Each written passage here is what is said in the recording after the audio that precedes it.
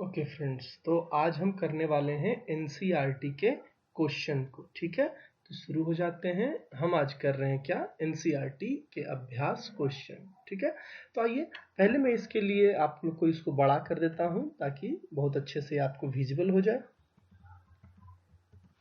देखिए, आप लोग सभी बच्चे यह कोशिश करेंगे कि पहले क्वेश्चन देख लें, उसको पॉज कर लें, वीडियो को रोक लें और बना के देखें कि पहले हमसे बनता है कि नहीं बनता है।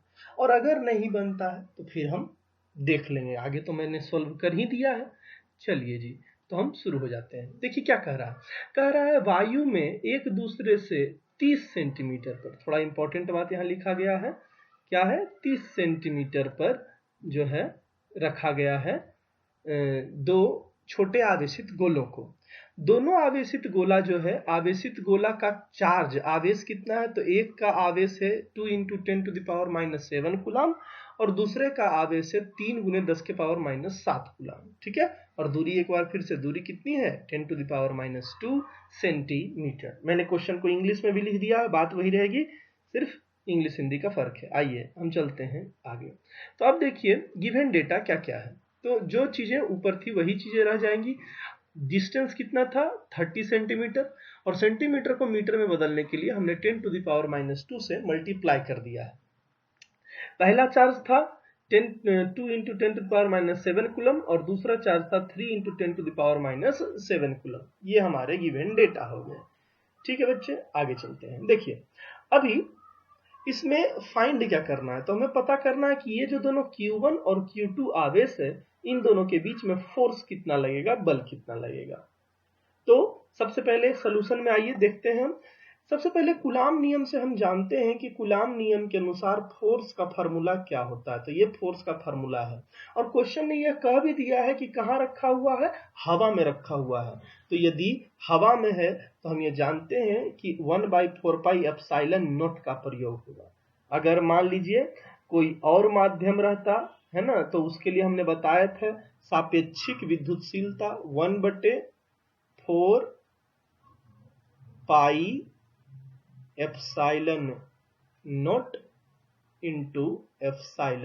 εr, ऐसा हम कुछ लिखते हैं, है ना, लेकिन अभी तो हमें उसकी जरूरत नहीं है। चलिए आइए, तो हवा में है तो इतना लिखेंगे। अब 1/4πε0 का वैल्यू कितना बताए थे आपको, 9 × 10⁹। Q1 यहां देख लीजिए, Q1 कितना है, तो 2 × 10⁻⁷। उसके बाद Q2 देख लीजिए, Q2 कितना है, 3 × 10⁻⁷। R डिस्टेंस कितना है, दोनों चार्ज Q1 Q2 के बीच में कितना दूरी है, तो 30 × 10⁻2 मीटर। तो इसको हमने लिख दिया 30⁻2 मीटर का स्क्वायर। स्क्वायर भी है ना, यहाँ देखिए स्क्वायर है, तो यहाँ भी हमने क्या लगाया, स्क्वायर लगाया। अभी देखिए नीचे वाले स्टेप में आप क्या पाइएगा, हमने कैसे कैसे किया है आपको समझा देते हैं। सारे अंकों को हमने अलग कर लिया, जैसे कि 9 हो गया, 2 हो गया और 3 हो गया। तो 9 × 2 × 3, तीनों को अलग कर लिया। अब देखिए 10 के पावर को जोड़ घटाव लिया, तो 10 के पावर 9, 10 के पावर -7, 10 के पावर -7, तो कितना हो जाएगा, -7 -7 -14, और -14 और +9 तो -5। नीचे आइए देखिए हमने क्या कर लिया है, तो 30 में एक जीरो है, माने 10 के पावर 1 है। इस 10 के पावर 1 और 10 का पावर -2, तो 1 -2 -1, और 3 को वैसे ही रहने दिया, जीरो के साथ हमने इसको कर लिया है, और स्क्वायर जैसे का तैसे हमने रहने दिया है। अब आइए हम आगे हल कर लेंगे, क्या हो जाएगा, देखिए स्क्वायर करेंगे, आइए हम नीचे ले चलते हैं आपको। स्क्वायर करेंगे, आपका नजर वहां होना चाहिए, देखिए स्क्वायर करेंगे 3 का तो कितना हो जाएगा, 9 हो जाएगा। 3 का स्क्वायर जो है ये 9 हो जाएगा। ठीक है, 3 का स्क्वायर 9 हो गया। अब उसके बाद 9 से 9 कट गया, तो और इधर फिर देख लीजिए 10 के पावर -5 तो था ही, और यहाँ 10 के पावर -1 का स्क्वायर कितना हो जाएगा, 10 के पावर -2 हो जाएगा। ठीक है, 10 के पावर -2 हो जाएगा। तो 10 के पावर -2 को लेके ऊपर चल जाएंगे, तो 10 के पावर -2 को ऊपर लेके जाएंगे तो क्या हो जाएगा, तो यहाँ पर हो जाएगा 10 के पावर +2, नीचे -2, ऊपर जाके +2, तो -5 + 2 कितना हो जाएगा, -3 हो जाएगा। और यहाँ जो बच गया था 3 दूनी 6, तो ये हो गया आपको आंसर, इतना न्यूटन। आराम से आप देख लीजिए, कहीं भी डाउट हो तो कमेंट में आप पूछ सकते हैं, व्हाट्सएप पर आप पूछ सकते हैं। ठीक है, आगे चलता हूं। तो नेक्स्ट क्वेश्चन एनसीईआरटी का दूसरा क्वेश्चन, आइए देखिए एनसीईआरटी का दूसरा क्वेश्चन क्या है। तो एनसीईआरटी का दूसरा क्वेश्चन हमारे सामने यहाँ पर है कि 0.4, आप इंग्लिश वाला जिनको पढ़ना है इंग्लिश वाला पढ़ लीजिए, हम हिंदी वाले बच्चों के लिए कर देते हैं। ठीक है, तो क्या है, थोड़ा सा क्वेश्चन को हम और नीचे ले चलते हैं, पूरा क्वेश्चन आ जाए। देखिए, हाँ जी, शुरू हो जाते हैं। पहला आवेश 0.4 माइक्रोकूलम को किसी छोटे गोले पर किसी अन्य छोटे आवेशित गोले के कारण वायु में 0.2 न्यूटन बल लगता है। कहने का मतलब क्या है, कहने का मतलब है कि ये एक आवेश है 0.4 माइक्रोकूलम का, और उस पर कोई दूसरा आवेश है जो कि कितना का बल लगा रहा था, 0.2 न्यूटन का बल लगा। ठीक है, यदि दूसरे गोले पर इतना का आवेश, अब वो जो दूसरा वाला आवेश था वो भी दे ही दिया है, ठीक, आवेश हो, तो दोनों गोले के बीच की दूरी कितना है। वाह वाह, यहाँ दूरी ही पूछ रहा है, बल दे दिया है, दूरी पूछ रहा है। देखिए बच्चे, गिवन डेटा में चले चलते हैं। पहला आवेश तो यही हो गया Q1 बराबर 0.4 माइक्रोकूलम, ये हो गया दूसरा आवेश, तो Q2 बराबर 0.8 माइक्रोकूलम, और दोनों के बीच बल कितना लग रहा है, तो फोर्स बल बराबर 0.2 न्यूटन। अभी देखिए, ये जो माइक्रो लिखा हुआ है, इस ढंग से जो माइक्रो लिखा जाता है, मैं यहाँ लिख के दिखा रहा हूं आपको, एक ऐसे लाइन खींचिए और ऐसे, ये माइक्रो। माइक्रो का मतलब क्या होता है कि इसको गुना कर देना है हमको कितना से, 10 to the power -6 से, 10 to the power -6 से गुना कर देना है। ठीक है, देखिए हमने यहाँ इसको कर भी दिया, यहाँ दिखा रहा हूँ, यहाँ माइक्रो के बदले 10 to the power -6 लगा दिया है, गुलाम को गुलाम रख दिया, यहाँ भी माइक्रो के बदले 10 to the power -6 लगा दिया है। ठीक है, आई होप कि आपको कोई डाउट नहीं है। तो अभी इसको हम बना लेते हैं। ठीक है, तो आइए इसको हम बनाते हैं, नीचे ले चलते हैं आपको, और सॉल्यूशन में बड़ा ही छोटा सॉल्यूशन है जी, तुरंत बन गया था। देखिए, तो टू फाइंड, हमको पता क्या करना है, तो हमको पता कर लेना है कि दोनों के बीच में दूरी कितनी थी, है ना, दोनों के बीच में कितना दूरी था, ये हमको पता कर लेना है। और ये कह रहा है कि पहला आवेश पर लग रहा है 0.2 न्यूटन का बल, तो दूसरा आवेश पर, है ना, दूसरे आवेश पर लगा बल कितना होगा, फोर्स ऑन सेकेंड चार्ज जो है वो कितना हो जाएगा। तो फिर से ये कूलाम नियम पर ही बनेगा। तो पहले तो हमने देखिए यहाँ पर कूलाम नियम का क्या फॉर्मूला होता है लिख दिया है, फिर वही है भाई 1/4 Q1 × Q2/r²।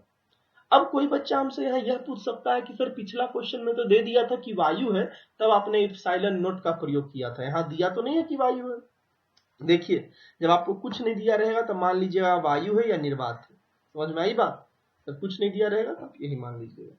देखिए, तो 1/4 का मान लिख दिया, 9 × 10⁹। Q1 कितना था, तो 0.4 माइक्रोकूलम, तो माइक्रो के बदले 10⁻⁶। Q2 कितना था, तो Q2 के बदले 0.8 माइक्रोकूलम, तो 0.8 × 10⁻⁶। और डिस्टेंस तो पता करना है, तो डिस्टेंस को हमने वैसे ही छोड़ दिया, और फोर्स दिया हुआ था 0.2 न्यूटन का स्क्वायर। तो आइए इसको हम हल कर लेंगे। सबसे पहले हल करने में क्या करेंगे कि सारे अंकों को हम अलग अलग कर देंगे। ठीक है, जैसे कि हो गया पहला अंक 9, 0.4 और 0.8। देखिए तीनों को हमने अलग कर दिया, 9, 0.4, 0.8 सबको अलग अलग कर दिया। यहाँ इसके बाद पावर का खेल करेंगे। पावर है 9, 9 में से -6 गया तो हो गया 3, और 3 में से -6 गया तो -3, यहाँ बच गया। नीचे जैसे r² था उसी तरह से नीचे r² अभी भी सुरक्षित है। अभी देखिए हम क्रॉस मल्टीप्लीकेशन करेंगे और उसके बाद हम आगे चल सकते हैं। देखिए हल पूरा आप दिखा देते हैं, ये देखिए हल हो गया। तो यहाँ देखिए बच्चे क्या किया है हमने कि इस r² को हम यहाँ लेके ऊपर आ गए और इस 0.2 न्यूटन को लेके नीचे चले आए हैं। यहाँ क्रॉस मल्टीप्लीकेशन कर दिए हैं ऊपर नीचे, r² ऊपर चला गया, 0.2 नीचे आ गया। अब देखिए एक दशमलव, यहाँ भी दशमलव के बाद एक अंक, यहाँ भी दशमलव के बाद एक अंक, तो दशमलव से दशमलव कट गया, है ना, दशमलव से दशमलव कट जाने के बाद ये रह गया 2, ये रह गया 4, तो 2 से 4 कट जाएगा कितना बार में, 2 बार में। देखिए मैंने यहाँ दिखाया है 2 बार में कट गया। अब बच क्या गया, तो 9 दूनी के 18, यहाँ बच गया 0.8। और यहाँ देखिए मैंने कैसे किया, इस बात को समझिए कि यहाँ पॉइंट उड़ाएंगे तो यहाँ एक और माइनस लग जाएगा। क्यों, क्योंकि पॉइंट के बाद एक अंक है और पॉइंट को आप हटा रहे हैं, तो इसलिए यहाँ पर एक और माइनस जो है वो लग जाएगा। ठीक है, तो यहाँ से पॉइंट को आप हटाइए, मैं यहाँ सूचित करता हूँ, आप यहाँ से पॉइंट को काटिए तो यहाँ पर एक और माइनस लग जाएगा। कितना हो जाएगा? -3 - 1 -4 हो जाएगा। ये तो कट ही गया पॉइंट, तो ये सिर्फ 8 रह गया है ना। तो 18 8 44 144 हो गया। अब बच्चे यहाँ से स्क्वायर को जब हम काटेंगे तो स्क्वायर इधर काटिएगा तो इधर क्या लग जाएगा? अंडर रूट लग जाएगा। आप सभी जानते हैं बच्चे 144 किसका अंडर रूट है? 12 का अंडर रूट है। और यदि पावर का अंडर रूट किया जाए तो पावर का अंडर रूट करने पर यह पावर आधा हो जाएगा, तो -4 का आधा -2, तो इतना मीटर आंसर हो गया। हम जानते हैं कि 10 के पावर -2 सेंटीमीटर में गुना करने पर मीटर में बदल जाता है, तो उल्टा नहीं सोच सकते हैं कि 10 के पावर -2 को मीटर से हटा देंगे तो ये बदल जाएगा सेंटीमीटर में, तो ये हो गया 12 सेंटीमीटर। आई होप आप ये समझ गए हैं। अब दूसरा क्वेश्चन कह रहा था कि ठीक है, पहला यहाँ देखिएगा, पहला चार्ज पर लग रहा है 0.2 न्यूटन का बल, दूसरा पर कितना लगेगा, है ना, दूसरे चार्ज पर कितना लगेगा। तो इसके लिए मेरी बात को सुनिए। क्या न्यूटन साहब ऐसा कहे थे कि पहला चार्ज के लिए अलग फार्मूला, दूसरा चार्ज के लिए अलग फार्मूला? बिल्कुल नहीं जी, ऐसा बिल्कुल नहीं है। देखिए, तो हमने यहाँ इसे चित्र से दर्शाया है। ये देख लीजिए, पहला चार्ज हमने यहाँ दर्शाया है, यहाँ पर है ना 0.4 माइक्रोकूलम का। दूसरा चार्ज हमने यहाँ दर्शाया है 0.8 माइक्रोकूलम का। क्योंकि दोनों धन आवेश है इसलिए दोनों में क्या होगा? विकर्षण होगा, दोनों एक दूसरे से दूर जाना चाहेंगे। तो देखिए, एक आवेश को हम इधर दर्शाएं कि इधर इस पे बल लग रहा है और इस पर भी इधर बल लग रहा है, मतलब दोनों एक दूसरे से दूर जाना चाह रहे हैं। ये इधर जा रहा है, अगर ये इधर जा रहा है तो ये किधर जाएगा? ये इधर जाएगा, दोनों एक दूसरे से दूर जा रहा है। अब देखिए, दोनों का परिमाण बराबर बराबर होगा, जितना F12 है उतना ही F21 होगा, अर्थात दोनों जो है 0.2 न्यूटन ही होंगे। परंतु क्या? तो परंतु दोनों की दिशा विपरीत विपरीत है, इसलिए हम लिख सकते हैं कि दोनों सदिश F21 और F12 है तो बराबर बराबर, लेकिन दिशा विपरीत होने के कारण आगे में माइनस लगाएंगे। ठीक, तो F12 कहने का मतलब क्या हो गया कि पहले आवेश पर लगा बल दूसरे के कारण। ठीक है, यहाँ पर देखिए हम थोड़ा सा सुधार देते हैं। असल में यहाँ पर F12 दिया हुआ है 0.2 न्यूटन, है ना।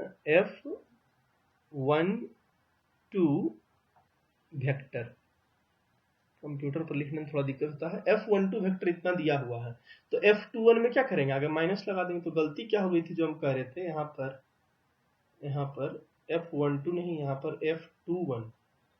12 तो 0.2 न्यूटन था ही, है ना, और F21 जो रहेगा, 21 मैंने क्या हो गया? दूसरा आवेश पर लगने वाला बल पहला कारण, दूसरा पर लगने वाला बल किसके कारण? पहला के कारण, है ना। तो बस आगे में क्या लगा देंगे? माइनस, इतना हो जाएगा। ठीक है, रहेगा उतना ही, बस दिशा बदल जाएगा। आई होप आप सभी को समझ में आ गया है ये क्वेश्चन। चलिए तीसरे क्वेश्चन पे चलते हैं। डिलीट कर दिया और मैं चला तीसरे क्वेश्चन पे, बढ़ाता हूं आगे। चलिए, तो ये जो अगला क्वेश्चन है, ये थोड़ा बहुत ही अच्छा क्वेश्चन में हम मानते हैं। क्यों? क्योंकि न्यूमेरिकल बनाना रहता है तो चलो फार्मूला पे मान रख दिया, फार्मूला पे अंक रख दिया और बना लिया। लेकिन इन सभी क्वेश्चन में आगे के जो 2-3 क्वेश्चन आप देखेंगे, इसमें थियोरी और कंसेप्ट दोनों का चेक होगा आपका, कि आपको असल में आता है कि नहीं, कि सिर्फ एक फार्मूला 1/4 Q1 Q2/r² रट लिए हैं और उस पर मान रख रख के बना रहे हैं। असल में क्या हो रहा है ये आपको नहीं आता है, इसको चेक करता है। आपको मैं हमेशा सजेस्ट करूंगा कि ठीक है, सिन्हा माथुर अशोक आप जरूर बनाइए, मैंने आपको वही प्रेफर किया है। लेकिन देखिए, मैं बार बार बोलता हूँ, सिन्हा माथुर अशोक जो है थोड़ा सिंपल किताब है। अगर आपको थोड़ा और बेहतर करना है तो एनसीईआरटी पर आइए, एनसीईआरटी भी हल कर लीजिएगा। ठीक है, और आप तो सभी आजकल मोबाइल रखते हैं, एनसीईआरटी जो है मोबाइल में फ्री में डाउनलोड हो जाता है, तो खरीदने का भी जरूरत नहीं है कि पैसा खर्चा होगा, फ्री में डाउनलोड हो जाएगा। अगर इंटरनेट नहीं है तो दोस्तों से व्यवस्था कर लीजिए, मात्र 5 मिनट का तो काम है। ठीक है, आइए। तो क्या करना है कि जांच द्वारा सुनिश्चित कीजिए कि क्या की KE²/GME/MP विमाहीन है। अब यहां पहले मैं यह बताना उचित समझता हूं कि यहां पर सभी राशियां क्या दिखला रही हैं। जो K है, MEMP है, ये क्या दिखला रही है ये हम समझाते हैं। तो K जो हो गया ये दिखाता है कूलाम नियतांक, वही 1/4πε0। E दिखाता है इलेक्ट्रॉन का आवेश, जी दिखाता है गुरुत्वाकर्षण नियतांक क्लास 11 वाला, Me दिखाता है इलेक्ट्रॉन का द्रव्यमान, Mp दिखाता है प्रोटॉन का द्रव्यमान। तो ये दिखाना है हमको कि ये बीमाहीन है, अर्थात इसका न तो कोई बीमा है न तो कोई मात्रा है, ऐसा हमें दिखाने कह रहा है। अब देखिए, भौतिक नियतांक सारणी को देखकर इस अनुपात का मान ज्ञात कीजिए। कहने का अर्थ हो गया कि के, ई, जी, एम ई और एम पी पांचों का मान देख लीजिए और रख दीजिए और इसको हल करके बताइए कि इसका मान कितना आएगा। अब लास्ट सवाल, इसमें 3 सवाल है। यह अनुपात क्या बताता है? ये जो अनुपात है ये क्या बताता है? देखिए, मैं जो करूंगा, मैं कैसे करूंगा, तो मैं पहले यह बता दूंगा कि यह अनुपात क्या बताता है, उसके बाद सिद्ध करेंगे कि बीमाहीन राशि है, और तब अंत में जाके करेंगे इस अनुपात का मान। हम इस ढंग से बनाए हैं। ठीक, मैंने क्वेश्चन जो है बच्चों के लिए इंग्लिश में भी लिख दिया है, नीचे इंग्लिश में भी लिख दिया है, जिनको पढ़ना है वो रोक के पढ़ लेंगे। अभी देखिए, आइए इसका हल सलूशन हम देख लेते हैं। ये पूर्णतः थ्योरी सवाल है। तो हमने क्या लिखा कि एक इलेक्ट्रॉन तथा एक प्रोटॉन के बीच की दूरी r मान लीजिए और फिर उस पर गुरुत्वाकर्षण बल और कूलाम बल निकालिए। फार्मूला तो आपको याद ही होगा। ये देखिए, ये क्लास 11 वाला गुरुत्वाकर्षण बल का फार्मूला हो गया, जी गुने पहला का द्रव्यमान, दूसरा का द्रव्यमान और दूरी का स्क्वायर। तो ये हमने इलेक्ट्रॉन और प्रोटॉन के बीच में लगने वाला गुरुत्वाकर्षण बल निकाल लिया। ठीक है, ये निकाल लिया गुरुत्वाकर्षण बल और फिर निकाल लिया कूलाम बल। कूलाम बल कहने का अर्थ हो जाता है विद्युत बल। तो क्या होता है कूलाम बल कि पहले 1/4 पाई एप्सिलॉन नॉट, जिसके यहाँ पर के भी लिख सकते हैं। प्रथम का आवेश तो इलेक्ट्रॉन का आवेश ई, फिर प्रोटॉन का आवेश तो प्रोटॉन का आवेश भी ई। बस यही है कि एक माइनस ई है, एक प्लस ई है। तो माइनस और प्लस से तो बस बताएगा कि आकर्षण होगा या प्रतिकर्षण, मतलब विकर्षण होगा, है ना। या और कुछ तो बताता नहीं। अभी हमें फिलहाल संख्या से लेना है। तो दोनों इलेक्ट्रॉन और प्रोटॉन का परिमाण ई ले लिया और दूरी तो आर है, जो कि हमने पहले ही ऊपर मान लिया है यहाँ पर। तो ये क्या हो जाएगा, ई गुना ई के ई स्क्वायर बटा आर स्क्वायर। अब हम क्या करते हैं, इस समीकरण 2 से समीकरण 1 में जो है हम भाग लगा देते हैं और भाग लगा के यह देखते हैं कि क्या हो गया। देखिए, यहाँ पर देखिए हम भाग लगाए हैं, ऊपर रख दिए पहले एफ पी, नीचे एफ जी। तो एफ का मान इतना लिखे के ई स्क्वायर बटे आर स्क्वायर और एफ जी का मान जी गुने एम ई एम पी बटे आर स्क्वायर। तो आर स्क्वायर से आर स्क्वायर कट गया तो क्या आ गया, के ई स्क्वायर बटे G M E M P. ठीक, तो देखो यहीं से सब आपको हल हो जाएगा। यह क्या बता रहा है, यह बता रहा है कि एक इलेक्ट्रॉन तथा एक प्रोटॉन के बीच में विद्युत बल, ठीक है, एक इलेक्ट्रॉन तथा एक प्रोटॉन के बीच में विद्युत बल कितना होगा और गुरुत्वाकर्षण बल, दोनों का अनुपात बता रहा है। अर्थात यहां मैंने लिख दिया है, अर्थात यह विद्युत बल, जिसको कूलाम बल भी कह सकते हैं आप, तथा गुरुत्व बल का क्या है, अनुपात है। ठीक है, थोड़ा सा दिक्कत हो रही है हमें माउस को यूज करने में, कोई बात नहीं, आप लोग समझदार समझते जाइएगा। ठीक है, तो ये तीसरा क्वेश्चन हम कहते हैं, तीसरा क्वेश्चन हम सबसे पहले बताएंगे। तो तीसरा क्वेश्चन क्या पूछ रहा था, तीसरा क्वेश्चन पूछ रहा था कि ये जो आया है मान, ये वाला, ये जो मान आया है, यहां ले चलिए, ये जो मान है ये क्या है, तो ये है दो इलेक्ट्रॉन और प्रोटॉन के बीच विद्युत बल और गुरुत्व बल का अनुपात। तो बता दिए ना क्या है जी। अब देखिए हम कैसे सिद्ध करते हैं कि ये बीमाहीन है। तो देखिए बच्चे, हम इस तरह से सिद्ध कर सकते हैं कि ये बीमाहीन है कि जैसे देखिए, यह भी ऊपर में बल और ये भी नीचे में बल, तो ऊपर भी बल का बीमा होगा, नीचे भी बल का बीमा होगा। तो बल का बीमा से बल का बीमा कट ना जाएगा जी, तो बचा क्या, कुछ नहीं, कुछ नहीं बता। वही हमने लिख दिया, बल से बल का बीमा जो है नष्ट हो जाएगा, माने कट जाएगा, अर्थात क्या बीमाहीन है, तो बीमा कट ही गया, तो कहाँ बचा। जैसे कि अगर कुछ बच्चे को याद नहीं है कि बल की बीमा क्या होती थी, तो बल की बीमा मैं यहाँ लिख रहा हूँ, बल की बीमा होती थी, पहले तो हमेशा बीमा बड़ी ब्रैकेट में लिखते हैं, बल की बीमा होती थी M L square T to the power -2, ये बल की बीमा होती थी। तो ऊपर में भी इतना ही आएगा, नीचे में भी इतना ही आएगा, तो कट नहीं जाएगा, एक बीमा दूसरे बीमा से कट जाएगा और हमारे पास कुछ भी नहीं बचेगा। तो यह एक बीमाहीन है। तो जो सबसे पहले पूछ रहे थे कि सिद्ध कीजिए बीमाहीन है, वो भी कर दिए, और पूछ रहा था ये क्या है, तो वो भी बता दिए कि ये क्या है। तो ये एक इलेक्ट्रॉन और प्रोटॉन के बीच का विद्युत बल तथा गुरुत्व बल का अनुपात। अब देखिए, बीमाहीन सिद्ध करने के लिए कोई कोई इसमें जो टीचर है वो कैसे लॉन्ग से जाएंगे, माथा पच्ची। कैसे, पहले वो क्या करेंगे, ये जो निकालना, यहाँ पर देखिए, जहां पर मैं ये पेंसिल है, पहले वो निकालेंगे के बीमा, कूलाम बल का बीमा, फिर निकालेंगे अब आवेश का बीमा, फिर जी का बीमा, फिर एमई का बीमा, फिर एमपी का बीमा, और सबको गुना भागा करके कचाहीन कर देंगे। ठीक है, और खराब हो जाएगा, मतलब समझ में भी नहीं। डायरेक्ट तो इतना अच्छा है कि एफ बटा एफ कट जाए, मैंने बल से बल का बीमा कट जाएगा, तो किस लिए हम ज्यादा और दिमाग खराब करें। बनाइए, आपको कंपटीशन अगर निकालना है तो हमेशा ऐसा सोचिए सबसे आसान और सबसे छोटा से हो जाने वाला, ये सरल भी रहे और सबसे छोटा में हो जाए। हमको समय बहुत बचाना है परीक्षा में, तो इस तरह का दिमाग लगाना है, तब कंपटीशन निकलेगा। अब देखिए इस अनुपात का हमको मान निकाल लेना है। तो अनुपात का मान कितना होता है, तो के कूलाम नियतांक का मान 3 क्वेश्चन में देख चुके हैं, 9 × 10⁻⁹। इलेक्ट्रॉन का आवेश तो 1.6, थोड़ा सा हमको ऊपर कर लेना चाहिए, है ना, 1.6 × 10⁻−19 का स्क्वायर। जी का मान गुरुत्वीय नियतांक क्लास 11th में पढ़े होंगे, 6.67 × 10⁻11। इलेक्ट्रॉन का द्रव्यमान 9.1 × 10⁻31 और प्रोटॉन का द्रव्यमान 1.67 × 10⁻27। अब इसको विशेष में क्या हल करके बताऊं, गणित तो यहाँ सिखाने बैठे नहीं है, आप ये देख लीजिएगा। तो ये हल करते करते देखिए हमारे पास इतना आ गया है, अंत में आ गया है 2.273। अब देखिए मान लीजिए अगर आप इस 7 को हटाना चाहते हैं, है ना, इस 7 को अगर आप बड़ा कर लेते फिर से, fit in the page continuous. अगर आप मान लीजिए इस 7 को हटाना चाहते हैं तो पिछला वाला अंक जो होगा वो 1 बढ़ जाएगा, क्योंकि 7 5 से बड़ा है। हटाए जाने वाला अंक यदि 5 से बड़ा होता है तो पिछला अंक 1 बढ़ जाता है, तो ये हो जाएगा 2.3। ठीक है, हालांकि आप जब आंसर देखोगे तो क्या पाओगे, आंसर में आप पाओगे कि 2.4 दिया है। अरे वो कुछ नहीं भैया मेरे, वो यहाँ पर जो है कुछ चेंज किया है, जैसे कि जी का मान 6.678 आप कह सकते हैं, इसका 9.11, थोड़ा बहुत आंसर अलग अलग हो तो चलता है, उतना भर बर्दाश्त होता है। ठीक है, आइए इसको अब हम आगे और करते हैं।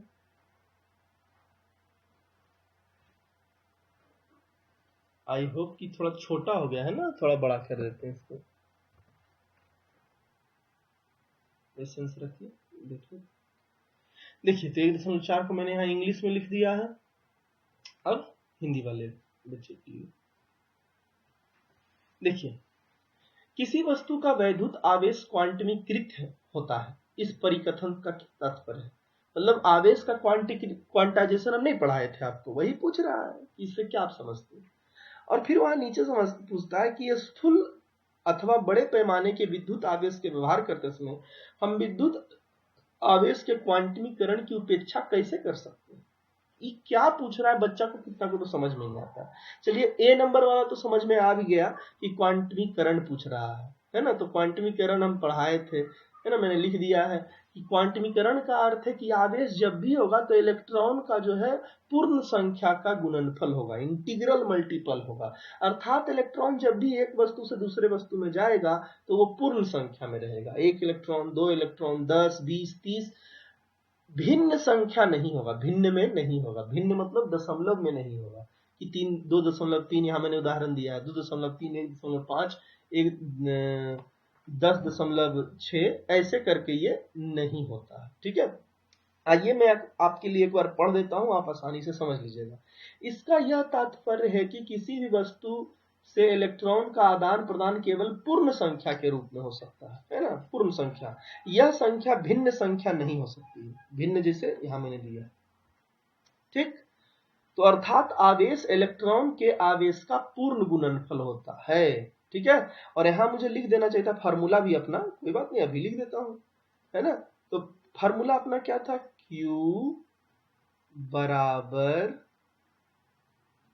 प्लस माइनस Ne, आप इसके सबसे नीचे लिख सकते हैं। ये क्या है, ये क्वांटाइजेशन का फार्मूला।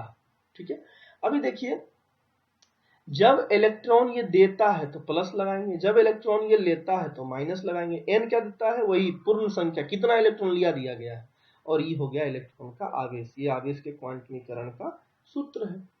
ठीक, तो ये आप समझ जाइएगा कि ठीक है, आवेश का जब भी लेन देन होगा तो पूर्ण संख्या में होगा, इलेक्ट्रॉन तोड़ेंगे नहीं, ऐसा नहीं करेंगे कि 2 इलेक्ट्रॉन दिया अब चलो एक आधा इलेक्ट्रॉन देते हैं, नहीं, ठीक है, ऐसे करके आप अढ़ाई इलेक्ट्रॉन नहीं दे सकते हैं, दीजिएगा तो 2 नहीं तो 3।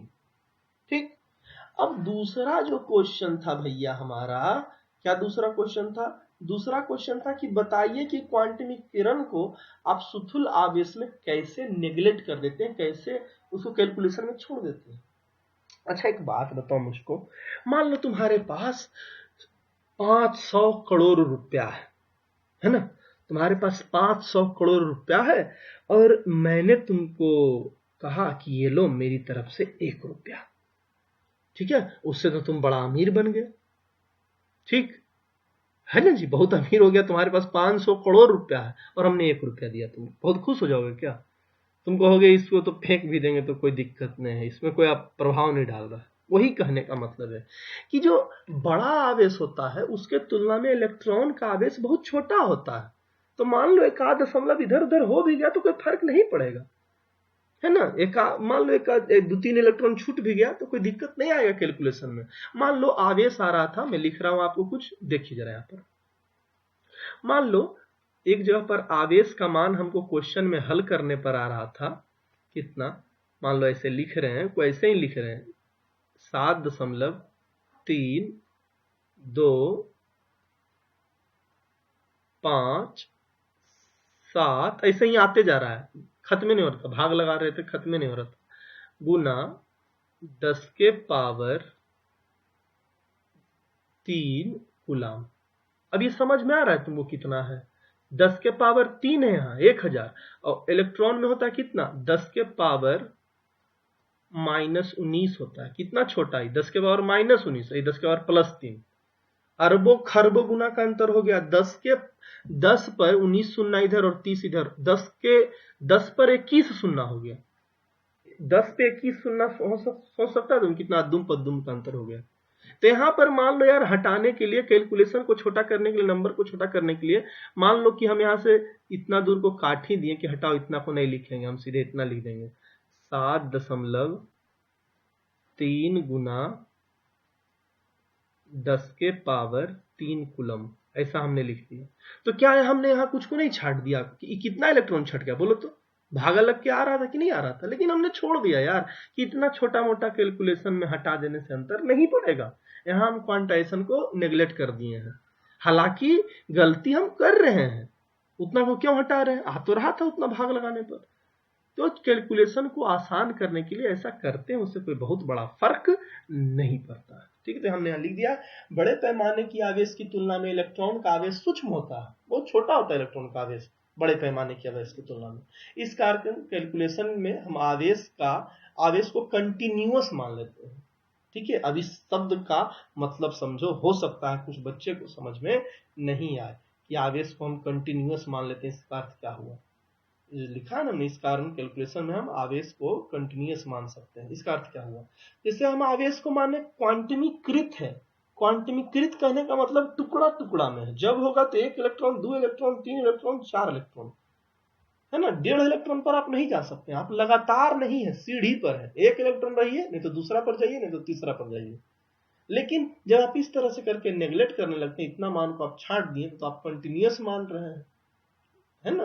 तो बड़ा बड़ा आवेश में हम ऐसा कर सकते हैं, थोड़ा बहुत नेग्लेक्ट करने से कोई बहुत फर्क आंसर में नहीं पड़ता है, इस कारण से हम कर सकते हैं। ठीक, इसको मिटा दिया हमने, जिसको नोट करना होगा नोट कर लेना। आइए चलते हैं अगला की तरफ, क्वेश्चन नंबर 5। फिर से एक वैसा ही थ्योरी सवाल, सब आपके ऊपर देखिए 5 नंबर तक थ्योरी सवाल आया, 3 सवाल लगातार, जो कि आपके कंसेप्ट को चेक करता है, आपको यह चेक करता है कि बच्चा पढ़ा है कि नहीं पढ़ा है। देखिए तीसरा सवाल क्या है। तीसरा सवाल है कि जब कांच की छड़ को रेशम के टुकड़े से रगड़ते हैं तो दोनों पर आवेश आ जाता है। इस प्रकार की परिघटना, इस प्रकार का जो घटना है, परिघटना है, का वस्तुओं के अन्य युग्मों में भी होता है। अन्य युग्मों में भी होता है मतलब कहने का मतलब कि किसी दूसरा चीज को भी रगड़िएगा तो ऐसा होता है ना, एक धन आवेशित हो जाएगा और दूसरा ऋण आवेशित हो जाएगा, ऐसा होता है। तो स्पष्ट कीजिए कि यह प्रेक्षण आवेश संरक्षण के नियम से किस प्रकार सामंजस्य रखता है। अब देखिए ऐसा क्वेश्चन क्यों पूछा, जिस बच्चा को नहीं पता चला एक बार हम फिर से समझाना चाहते हैं। कहता है कि मान लीजिए हम लिए एक कांच का छड़ और हम लिए एक रेशम का कपड़ा, कांच और रेशम का कपड़ा लिए और दोनों को रगड़ देते हैं, एक दूसरे से घर्षण कराते हैं। तो इस परिघटना में क्या हो जा रहा है, दोनों वस्तु जो है उस पर आवेश आ जा रहा है। तो कह रहा है बताइए कि ये आवेश का संरक्षण को पालन कर रहा है कि नहीं, क्योंकि आवेश का संरक्षण कहता है कि आवेश को नहीं तो बनाया जा सकता है नहीं तो मिटाया जा सकता है। तो लो बना तो दिए, कांच पर भी आवेश आ गया और रेशम पर भी आवेश आ गया, तो नियम फेल कर गया, ऐसा किसी बच्चे को लगेगा? नहीं, ऐसा बिल्कुल नहीं। आइए देखते हैं कैसे बिल्कुल नहीं है। तो देखिए क्या बात है कि जब आप दो वस्तु को रगड़ते हैं, जब आप एक वस्तु को जो है दूसरा से रगड़िएगा, एक वस्तु को दूसरे वस्तु से रगड़िएगा तो दोनों में समान, देखिए ये लाइन इंपॉर्टेंट है, आवेश समान परंतु विपरीत आवेश आता है। समान परंतु विपरीत करने का अर्थ क्या है, एक पर आएगा माइनस दूसरा पर आएगा प्लस, एक पर आएगा अगर माइनस तो दूसरा पर आएगा प्लस। अच्छा बोलिए जी, एक पर जितना माइनस आया दूसरे पे उतना ही प्लस आया, तो टोटल क्या हो गया, जीरो। पहले भी दोनों जीरो थे, दोनों को मिला के जीरो था, और अभी भी अगर कुल देखिएगा तो जीरो ही है। तो आपने आवेश कहाँ बनाया, तो दोनों को देखिएगा जी। मान लीजिए एक के पास है 100 रुपया, दूसरे के पास है 200 रुपया। हमने इस 100 रुपये से लेके और उसको दे दिया, तो एक हो गया जीरो, जिसका 100 था तो पूरा दे दिया जीरो, और जिसका 200 था उसको 100 रुपया और मिल गया तो हो गया 300 रुपया। इसका मतलब क्या है कि पैसा बढ़ गया है। ये कहेगा कि मेरे पास 300 रुपया, देखो पैसा बढ़ गया, इस दुनिया में पैसा हम बढ़ा दिए। अब वो कहेगा देखो पैसा हम दुनिया से मिटा दिए, कुछ नहीं, कहेंगे दोनों बोका है, दोनों अज्ञानी है। अरे तुम्हारा 100 रुपया बस उसके पास चला गया है, पहले भी कुल मिला के 300 रुपया था, अभी भी कुल मिला के 300 रुपया ही। समझ में आई बात? तो ये हम ऐसा क्यों कह रहे हैं, इस बात को अब समझिए। पहले मान लीजिए कि कांच जो था, यहाँ देखिए, पहले जो मान लीजिए कांच था ये भी उदासीन था, इस पर भी जीरो चार्ज, और जो रेशम था ये भी उदासीन था, इस पर भी जीरो चार्ज। ठीक, अब मान लीजिए कांच पर आ गया है प्लस चार्ज, तो इसको लग रहा है मेरे पास कुछ आ गया है, इसके पास हो गया माइनस, तो कहना मेरे पास भी कुछ आ गया, दोनों चार्ज बना दिए हैं। लेकिन जब दोनों को फिर से मिला के देखिए, पहले भी जीरो प्लस जीरो तो जीरो, और अभी भी प्लस और माइनस तो जीरो, तो पहले ही जितना था अभी भी उतना ही है। मतलब न तो आपने आवेश को बनाया है, नहीं आवेश को आपने मिटाया है। आइए देखिए इसको हमने किस प्रकार भाषा में लिखा है। जैसे प्रश्न में कांच था, रेशम को रगड़ने पर कांच में धन आवेश तथा रेशम में उतना ही ऋण आवेश आ जाता है, अर्थात दोनों का कुल योग जीरो है। यह आवेश के संरक्षण को दर्शा रहा है कि पहले भी जीरो था और अभी भी जीरो है। ठीक है, आइए, ठीक है, आइए अब आगे चलते हैं हम क्वेश्चन नंबर 1.6 में। 1.6 में देखिए क्या है। देखिए कह रहा 4 बिंदु आवेश है, क्यूए 2 माइक्रोकूलम का है, क्यूबी -5 माइक्रोकूलम, क्यूसी 2 माइक्रोकूलम फिर से, और क्यूडी फिर से -5 कूलम है ना। आप यहाँ देखिए दो मिल रहा है, ये क्यूए और क्यूसी मिल रहा है 2-2 माइक्रोकूलम, और क्यूबी और क्यूडी मिल रहा है -5 माइक्रोकूलम। 10 सेंटीमीटर की किसी वर्ग, एक वर्ग है, स्क्वायर है, जिसका सब भुजा बराबर बराबर 10 सेंटीमीटर का है, उस पर रखा हुआ है। वर्ग के केंद्र पर मान लीजिए 1 माइक्रोकूलम का आवेश है, तो उस पर कितना बल लगेगा। ठीक है, उस पर लगने वाला बल के बारे में हमसे पूछा जा रहा है। तो आप लोग इसको रोक के सॉल्व करने का कोशिश कीजिए, है ना। हम आगे बढ़ते हैं, अगर आप लोग से नहीं बनेगा तो आप लोग आगे आके देख लीजिएगा। देखिए तो यहाँ पर हमने एक चित्र बना के आपको समझाने की कोशिश किया है। आइए आप भी इसको समझिए जी। ठीक है, देखिए तो पहले देख लीजिए बीच में कितना का आवेश है, तो बीच में आवेश है 1 माइक्रोकूलम का, हमने लिख दिया है। अब देख लीजिए ये 2 माइक्रोकूलम है, ये भी प्लस, और 1 माइक्रोकूलम ये भी प्लस, तो प्लस प्लस में क्या होगा, विकर्षण। तो ये विकर्षण हमने इधर दिखाया, देखो है ना, तीर लगा हुआ इधर दिखा रहा, मतलब कि ये इससे दूर जाएगा। तो ये हमने लिख दिया कि ए का बल इधर है, ए इसको धकेल रहा है, दूर जाओ। उसी तरह से क्यूसी भी प्लस में है ना, और ये तो प्लस में हम बता ही चुके पहले हैं, तो फिर ये भी इसको धक्का मार के दूर करेगा, ये धक्का मार के इसको देखो दूर कर रहा है, इधर की तरफ धकेल रहा है ना, इधर की तरफ धकेल रहा है। अभी देखो बच्चे कैसे कैसे है, 2 का 1 का, इधर भी देखो, ये भी 2 का 1 का, अब दोनों में दूरी भी बराबर होगा, केंद्र से दूरी बराबर ना होता है जी, ये भी दूरी जितना, इधर भी दूरी उतना, ठीक है। तो हम नहीं कह सकते कि FC और FA बराबर बराबर होगा, मतलब ये जितना से इधर धकेलेगा उतना ही इधर से धकेलेगा। मैंने यहाँ लिख दिया है कि FA बल जो होगा FC से बराबर होगा। और एक चीज लिखना नहीं भूलिए, परिमाण, मैं परिमाण की बात कर रहा हूँ, है ना। FA बल का परिमाण FC बल के परिमाण के बराबर होगा। उसी तरह से FB का परिमाण FD के बराबर होगा। वो कैसे होगा, देखिए 1 microcoulomb minus 5 microcoulomb plus minus आकर्षण होगा, मिटा देते हैं सबको, आकर्षण होगा, इसको ये खींच लिए, इधर आकर्षित कर लिया, फिर इधर उतना ही है, ये भी माइनस 5 माइक्रोकूलम, जितना शक्तिशाली इधर है माइनस 5 माइक्रोकूलम, उतना ही शक्तिशाली इधर भी है माइनस 5 माइक्रोकूलम, ये भी उतना ही शक्ति ला के खींचेगा, जितना इधर खींचाएगा उतना ही इधर भी खींचाएगा। इसीलिए हमने लिख दिया है कि FB का परिमाण FD के परिमाण के बराबर होगा। परिमाण लगाना आप लोग नहीं भूलिएगा। परिमाण क्यों लगाना है, क्योंकि सदिश है, देखिए दोनों का दिशा तो उल्टा ना है, FC इधर FA इधर, है ना, तो सिर्फ सदिश बराबर नहीं है, परिमाण बराबर। और दोनों का हमने ये भी लिख दिया कि देखिए दोनों का बल का फॉर्मूला क्या होगा, 1/4 पाई एप्सिलॉन नॉट, पहला आवेश 2 माइक्रोकूलम, यहाँ देखिए है ना 2 माइक्रोकूलम, और दूसरा आवेश 1 माइक्रोकूलम, जो कि यहाँ बीच में इस पर बल लग रहा है 1 माइक्रोकूलम, और दोनों के बीच का दूरी मान लीजिए आप। इधर से भी देखिएगा तो वही मिलेगा, 2 माइक्रोकूलम 1 माइक्रोकूलम, बीच का दूरी आर, तो यही फॉर्मूला होगा जी, मैंने दोनों बल बराबर है। उसी तरह से इधर आप देख लीजिए, पहले तो प्लस माइनस है तो दोनों खींचेगा, इधर भी कितना से खींचेगा, तो 1/4 पाई एप्सिलॉन नॉट, एक है 5 माइक्रोकूलम का, एक है 1 माइक्रोकूलम का, बीच की दूरी आर स्क्वायर मान लीजिए। तो यहाँ क्या होगा, आप समझने का प्रयास कीजिए, यहाँ पर क्या हो जाएगा, FC उधर खींच रहा है, FA इधर खींच रहा है, तो FC FA को काट देगा और FD FB को काट देगा, है ना। तो इस कारण से बीच वाला पर कोई बल नहीं लगेगा, क्योंकि जितना आपने ऊपर खींचा उतना इधर खींचा, जितना इधर खींचा उतना इधर खींचा, बात बराबर हो गई, है ना। टोटल फोर्स कितना हो गया, 0 हो गया। आगे चलता हूं, लिख दिया हमने टोटल फोर्स 0 होगा, इसलिए कुल बल 0 होगा, यहाँ लिख दिया कुल बल 0 होगा। अब देखिए बीच में आप देखिए कि सर क्या कर रहे हैं कि चलाए थे 5 6 और फिर बीच में भाग गए। बीच में मैं इसलिए भाग गया क्योंकि बीच में विद्युत क्षेत्र से प्रश्न है जो कि अभी नहीं पढ़ाया हुआ, तो जो पढ़ा दिए हैं NCERT से उसी का क्वेश्चन हम करवाए। तो आइए क्वेश्चन नंबर 11 पढ़ा जाए। कहता है ऊन से रगड़े जाने पर कोई पॉलिथीन का टुकड़ा जो है इतना आवेश प्राप्त कर लेता है, कितना, 3 × 10⁻⁷ माइक्रोकूलम के ऋण आवेश के फॉर्म। पॉलिथीन पर आया है ऋण आवेश, किससे रगड़े थे, ऊन से रगड़े, तो पॉलिथीन पर आया है माइनस, तो ऊन पर जरूर प्लस आया होगा, क्योंकि दो चीज को रगड़ते हैं तो एक पर आता है प्लस और दूसरा पर आता है माइनस। तो पॉलिथीन पर आया है अगर माइनस तो ऊन पर आया होगा प्लस। पता कीजिए पहला क्वेश्चन क्या है। पहला क्वेश्चन कि स्थानांतरित किस पदार्थ से किस में हुआ है, मतलब इलेक्ट्रॉन जो गया है किससे किस में गया है, इसकी संख्या का आकलन कीजिए, कितना संख्या में गया है ना, कितना इलेक्ट्रॉन एक से निकल के दूसरे में चला गया। बी नंबर क्वेश्चन देखिए, क्या ऊन से पॉलिथीन में सहती का स्थानांतरण भी होता है।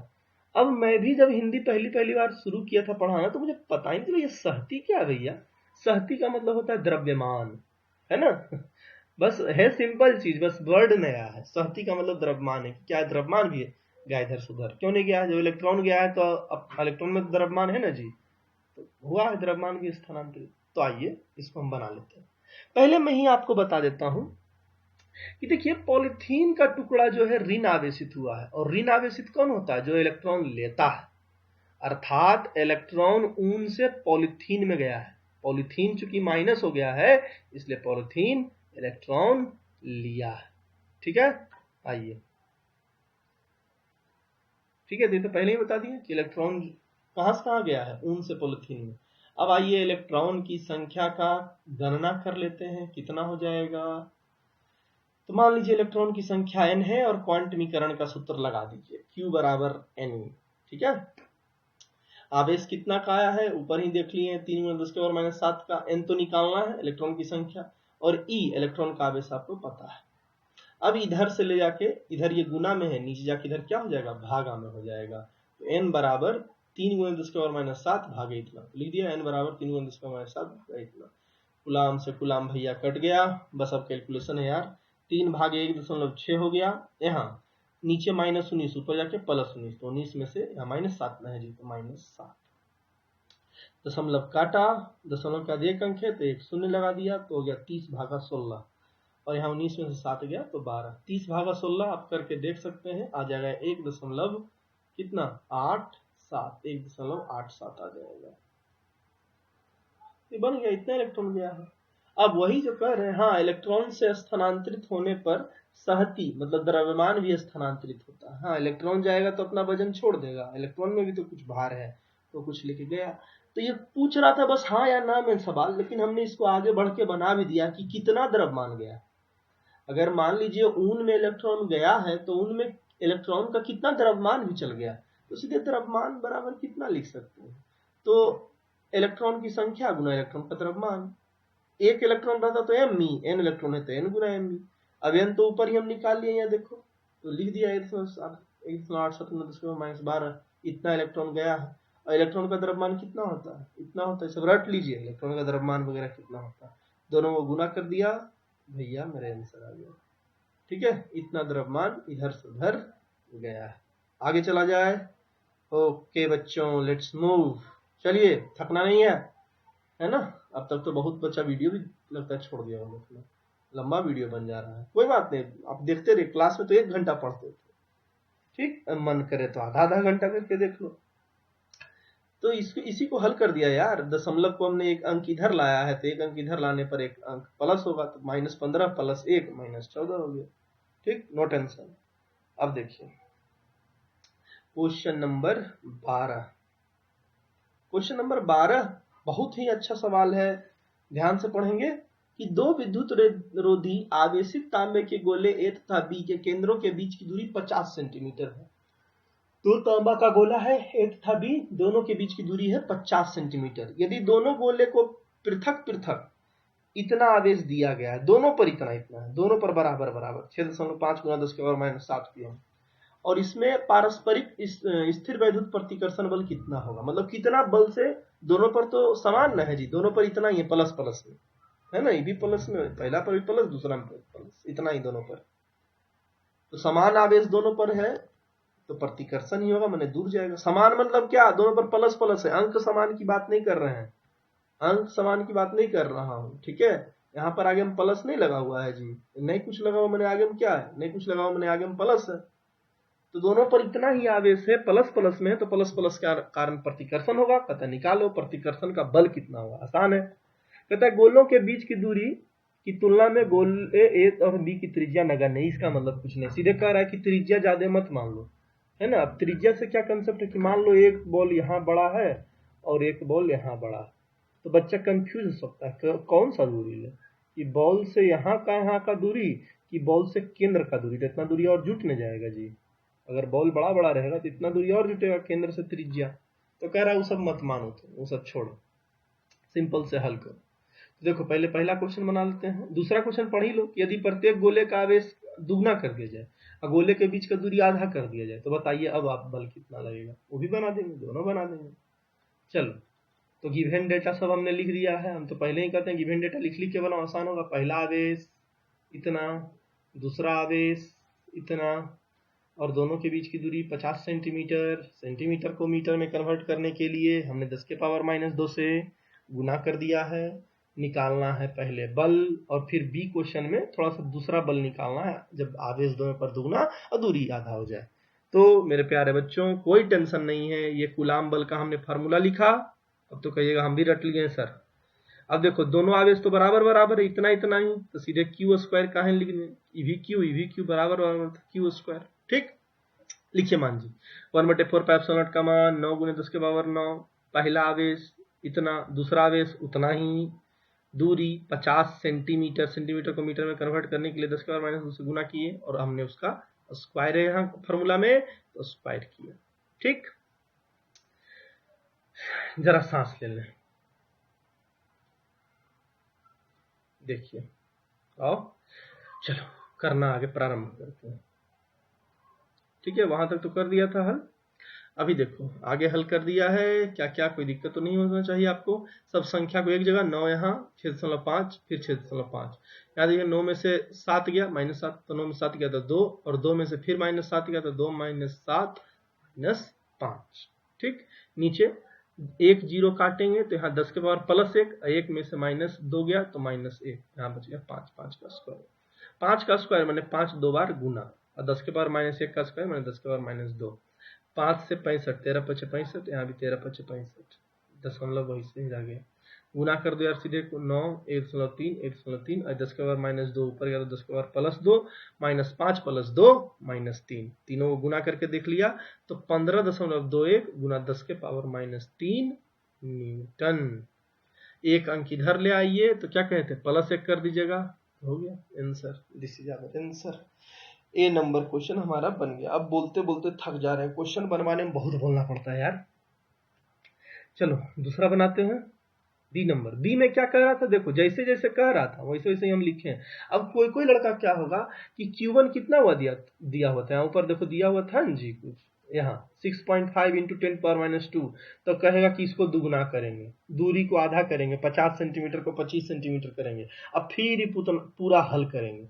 हमको वैसे झंझट लगता है ना, हमको वैसे माथा खराब लगता है। सीधे यहाँ ऐसे बना, शॉर्टकट में खटखट बनेगा कि मान लो पहले आवेश Q1 था, तो अब हो गया Q1 जो कि इसका दुगुना है, 2 से गुना कर देंगे तो दुगुना हो गया कि नहीं हो गया, दुगुना हो गया। Q2 भी वैसे ही दुगुना हो गया, और दूरी पहले था R, तो अब हो गया है R/2। ठीक, तो रखो फार्मूला। तो अब कहता है जो नया फोर्स रहेगा, नया फोर्स वो कितना हो, तो 1/4 नया आवेश Q1 नया दूसरा आवेश Q2 नया दूरी R। Q1 का मान रखो 2Q1, दूसरा आवेश तो 2Q2, दोनों आवेश दुगना दुगना देखो हो गया, कह रहा था ना कि आवेश दोनों दुगना हो गया, और दूरी देखो आधा हो गया R/2। तो 2 दूनी 4, यहाँ स्क्वायर इसका खोलोगे तो R², और नीचे 2 का स्क्वायर हो जाएगा 4, तो 2 का स्क्वायर हो जाएगा 4, 4 पलट के ऊपर चल जाएगा तो ऊपर में गुना हो जाएगा 4 चक्के 16, 16 हो गया गुना, और अंदर में इतना रह गया 1/4 Q1 गुना Q2/R²। आई तो देखो पहला ही क्वेश्चन में हम कर लिए थे जी कि आवेश से Q1 Q2 कितना था, दूरी था 50 सेंटीमीटर, तो हल होके इतना आया था, है ना, हल होके कितना आया था, हल होके इतना आया था। पहले ही से हम निकाले हो तो ऊपर से देख के रख दिए, अब बस 16 से गुना कर दिए, एक लाइन में आंसर। अब तुम लोग होता कि Q1 के बदले क्या लिखता, तो आवेश का आधा, दोनों दूरी का, ये सब करते कैलकुलेशन बेकार में खराब हो जाता। ठीक, तो इस ढंग से ये क्वेश्चन बन गया जी। ओके, चलते हैं नेक्स्ट क्वेश्चन पे। 13वां क्वेश्चन। ठीक, 13वां क्वेश्चन क्या कहता है, 13वां क्वेश्चन कहता है कि वही पिछला वाला क्वेश्चन, मान लीजिए अभ्यास 1.12 में, कहाँ जा रहे हो जी, अभ्यास 1.12 मैंने पिछला क्वेश्चन, ये 1.13, तो पिछला क्वेश्चन में गोला ए था, गोला बी का साइज सर्वसम है, मैंने एकदम सेम टू सेम है, तथा इसी साइज का एक तीसरा गोला अनावेशित गोला है ना, तीसरा अनावेशित गोला। अनावेशित गोला कहने का अर्थ क्या, मतलब उस पर कोई आवेश नहीं है, वो बेचारा उदासीन। ठीक है, वो अनावेशित गोला को पहले क्या कह रहा, पहले लाओ दूसरा के संपर्क में, और फिर लाओ पहला के संपर्क में, सॉरी, ठीक है, पहले थोड़ा सा दिक्कत होगा, पहले गोले के संपर्क में, तत्पश्चात दूसरे गोले के संपर्क में लाके अंत में दोनों से हटा दिया जाता है। अब ए तथा बी के बीच नया प्रतिकर्षण बल कितना होगा, अब नया बल लगेगा, क्यों नया बल लगेगा, नहीं लगेगा, आइए इसको हम देखते हैं। चलो बच्चों, तुम लोग तो चुपचाप बैठ के देख ही रहा होगा, हमको बकर बकर बोलना पड़ता है। देखिए, तो पहला दोनों गोला ले लिए, ए और बी, दोनों पर बराबर बराबर बल था, पहला पर भी Q, दूसरा पर भी Q। अब ये तीसरा गोला C को हम लाए और पहला गोला से सटाए। जब पहला गोला से सटाइएगा तो क्या कहेगा, ये आवेश आधा आधा बांटो, अब तुम में हम सट गए हैं, है ना, और दोनों तो एकदम एक जैसा है, बोला है ऊपर, दोनों गोला सर्वांग सम है, एकदम एक जैसा है। जब दोनों एक जैसा है तो दोनों को आधा आधा मिलना चाहिए, तो क्या कर भाई, अब जो नियम है कहा कि Q आवेश है तो आधा आधा करो, तो Q/2 इसको मिला, Q/2 इसको, दोनों में 2 से भागा ला आधा आधा करके दोनों को दे दिया गया। अब कहा अब तुम्हारे पास से हटते हैं और दूसरा गोला में सटते हैं, यही ना क्वेश्चन है कि पहला सब हटा के अब दूसरा में सटाइए। देखिए पहला गोला में तो q बटा 2 रह गया। अब दूसरा में देखिए क्या हो रहा है, पहले आप समझो, इधर मत देखो, इधर देखो। देखो इस वाला c वाले गोले में, मैं बड़ा सा लिख देता हूं, c वाले गोले में था q बटे 2 आवेश, और ये d वाले गोले में था q, d वाले गोले में q था ना, इसमें था q, इसमें था q बटे 2।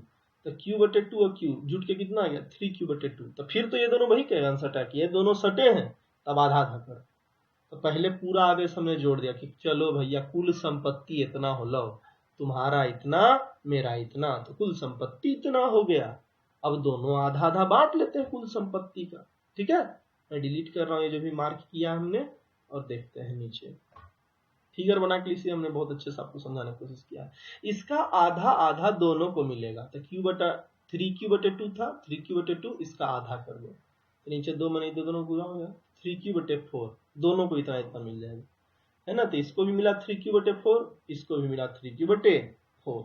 अब c वाले क्या कर दिए, अब c वाले को अंत में हटा दिए, c चला गया, तभी रह गया q बटा 2, यही रह गया 3q बटा 4। देखो दोनों पर आवेश बदल गया, तो बल नहीं बदलेगा तो बल बदल जाएगा। देखो हम किए यहाँ पर, है ना। चलो फॉर्मूला लिखते हैं, 1 बटा 4 पाई एप्सिलॉन नॉट, पहला आवेश हो गया q बटा 2 और दूसरा आवेश हो गया 3q बटे 4। दूरी तो नहीं बदला है, दूरी वूरी नहीं बदला है, तो क्या हो जाएगा, ऊपर में हो गया 1 गुना 3 3 और नीचे में 4 दूनी 8, मैंने 3 बटे 8 से गुना हो गया, 3 बटे 8 से बस गुना हो गया। पहले से फिर से हम करके रखे हुए थे, तो देखो दोबारा प्रयोग हो रहा है, 1.5 2 1 गुना 10 के पावर माइनस 2। अरे पिछला क्वेश्चन में इतना ही ना बल लग रहा था दोनों पर जी, और उसमें 3 बटे 8 से गुना कर दिए। 3 बटे 8 का मान कितना होता है, 0.375, ये इतना से गुना कर लो।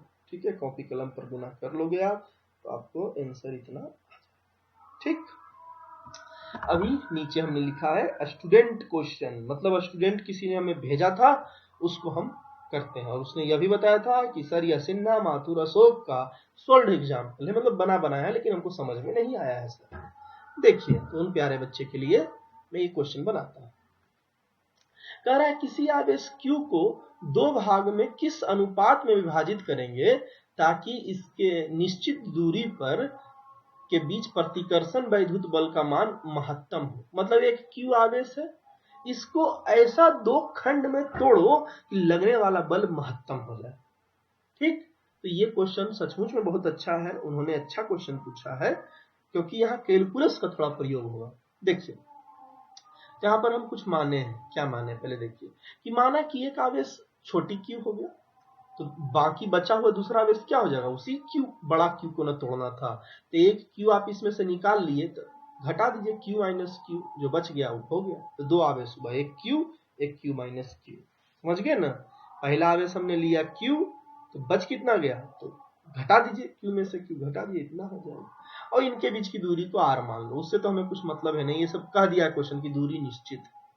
तो बल कितना लगेगा, तो फॉर्मूला लिखिए 1 बटा 4 पाई एप्सिलॉन नॉट, पहला आवेश Q, दूसरा आवेश Q माइनस Q, और बीच की दूरी R का स्क्वायर। यहाँ केवल Q वेरिएबल है, माने चर राशि है, सिर्फ ये छोटकी Q बदल रहा है, बाकी कुछ नहीं बदल रहा है। 1 बटा 4 पाई एप्सिलॉन नॉट, 9 गुना 10 के पावर 9 Q, इसी को तो तोड़ना है दो भाग में, तो ये तो थोड़ी बदलेगा, ये तो उतने है। दूरी कह दिया, दूरी निश्चित है, बदला कौन, सिर्फ Q बदल रहा है, मैंने छोटकी Q को जिस जिस तरह से बदलिएगा बल का मान बदलेगा।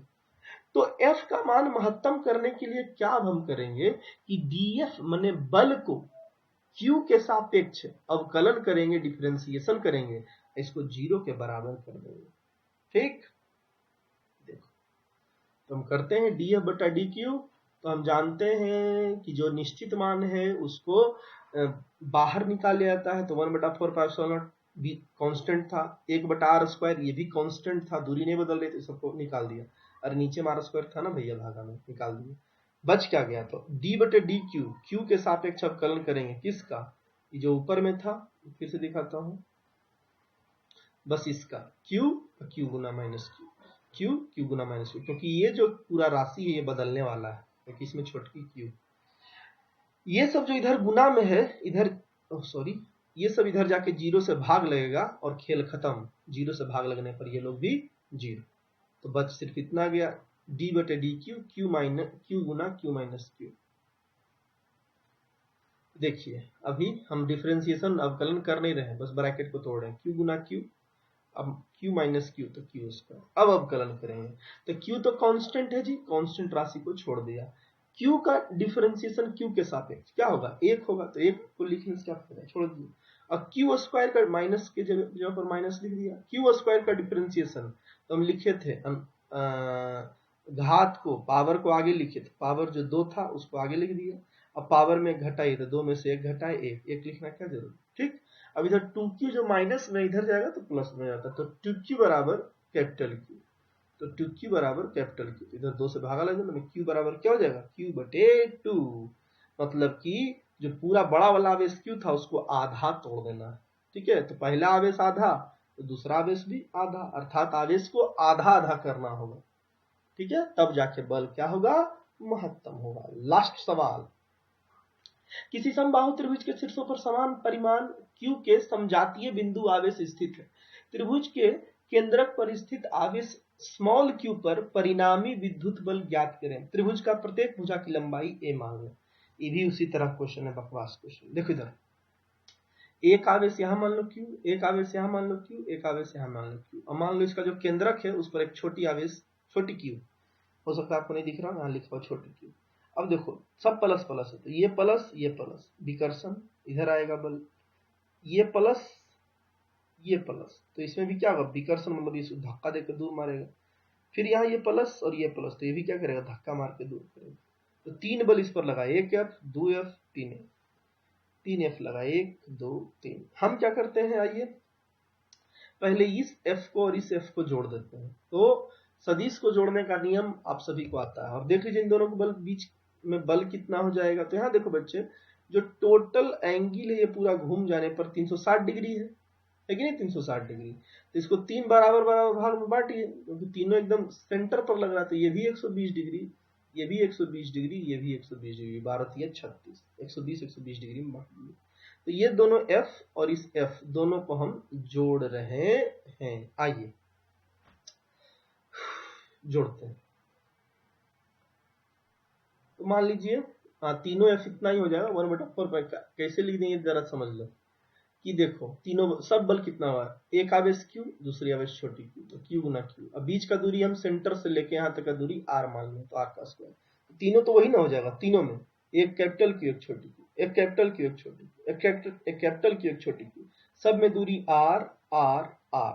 तो तीनों में आवेश भी उतना ही, दूरी भी उतना है, तो बल काहे बदल जाएगा। बल का फॉर्मूला तो यही ना होता है जी, तो तीनों बल बराबर बराबर।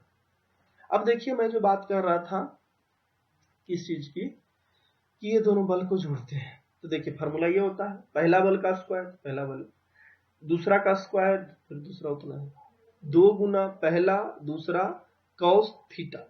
तो पहला भी F दूसरा भी F और दोनों के बीच का थीटा 120 डिग्री। ठीक, आगे हल किया जाए, लास्ट क्वेश्चन है ये।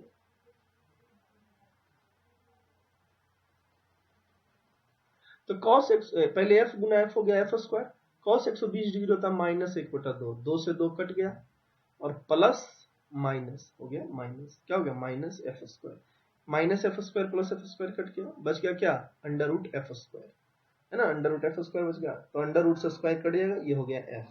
देखो बड़ी ही अचंभा भरी बात है क्या, कि F को जोड़े, सॉरी ज्यादा दूर चला गया, कि F को जोड़े और रिजल्टेंट R से लिखें, माने जोड़, इसका जोड़ भी F ही आ गया, ठीक है। अब इसके साथ साथ ये जोड़ जो दोनों आएगा, इन दोनों बल को जोड़ेंगे तो कैसे पता चला कि यहाँ आएगा।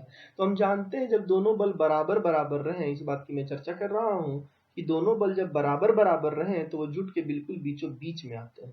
देखिए 120 डिग्री था तो बीच के बिल्कुल बीच में आ जाएगा, कितना डिग्री पर, 60 डिग्री पर, 60 डिग्री पर आ जाएगा, है ना। अब आप ये पाइएगा कि एक बल जुट के जो F आया बिल्कुल इधर लग रहा है, दूसरा बल बिल्कुल एकदम उसके उल्टा लग रहा है, जो कि वो भी उतना ही बड़ा है। ये भी F ये भी F, दोनों एक दूसरे से, एक उधर खींच रहा है एक इधर खींच रहा है, दोनों बराबर बराबर है, ठीक है। तो अंततः क्या हो जाएगा, 0, जितना ऊपर खींचाएगा उतना नीचे खींचाएगा, कुल बल कट के 0 हो जाएगा।